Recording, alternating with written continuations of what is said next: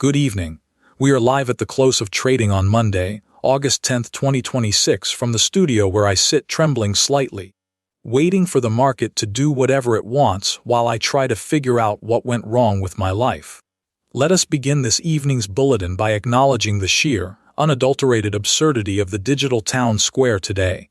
We had 21 posts on Truth Social. 4 of them were bursts. And yet, the market reacted to none of it with anything resembling panic. It reacted to nothing at all. But first, because I have to do this every single night, even though I hate it, and even though it feels like reading the label off a bottle of laxative. Registry chain head 9149 Alpha Delta 96 Foxtrot 0 Delta Bravo. There. That is done. I feel dirty. Now let us look at what President Trump's digital footprint did to the assets that supposedly matter. We have a lovely little collection of declines here. DJT fell down 0.48%, 50th percentile. VIXI fell down 0.85%, 72nd percentile. Ethereum fell down 0.39%, 60th percentile. And then, because we love consistency, Ethereum fell down 0.33% to 54th percentile. Bitcoin, or at least the ticker for it, fell down 0.31%, 60th percentile. Look at those numbers. They are tiny. They are statistically insignificant. DJT dropped down 1.81%, is 88th percentile in that second burst, sure, but then it fell down 0.81%, 67th percentile in the fourth. It's not a crash, it's a hiccup. It's the financial equivalent of someone sneezing during a symphony. The market is fine. I am the one who is not fine. Good night. But wait, we cannot ignore the content. Because if there is one thing more boring than the numbers, it is the politics. The top topics today were defense war with 18 mentions, election with 15, and economy with 15.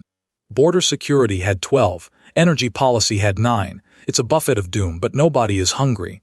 Let's talk about that second burst, where DJT dropped down 1.81%, 88th percentile. Why? Because President Trump decided to draft Lindsey Graham's sister into service. I am not making this up. Our colleague on the left says we are drafting dead senators' sisters like they're action figures in some surreal Gilded Age dollhouse. He says it's giving dynastic puppet master.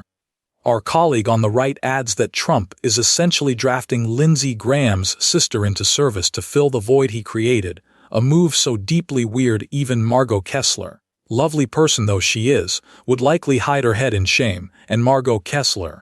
She is watching the endless parade of MAGA endorsements with despair, swearing that if one more pundit tells her the market is punishing this chaos, because it never does, she will scream.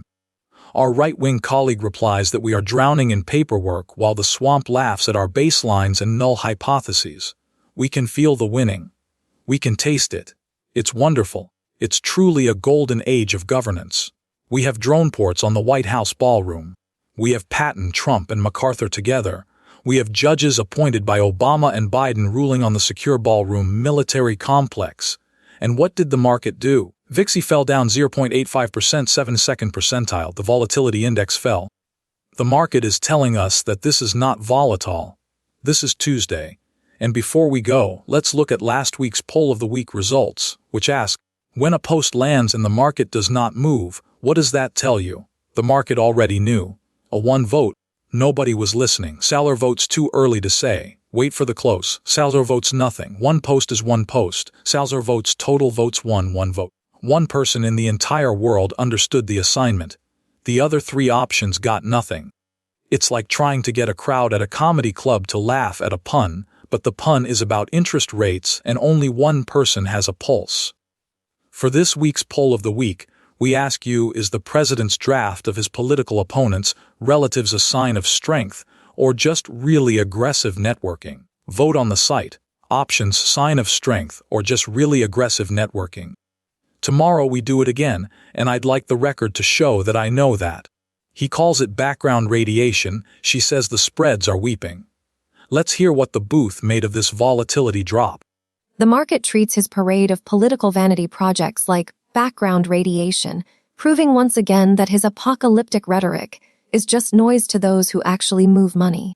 Your co-panelist gloats about the market ignoring the circus, but I see the real win. The narrative is so potent it makes the spreadsels weep. Margot Kessler's null hypothesis can't quantify the sheer, unadulterated winning of a president who turns fake news into victory lap banners. Left guessed noise, right saw a narrative win. The truth, VIXI fell down 0.85%, landing at the 72nd percentile.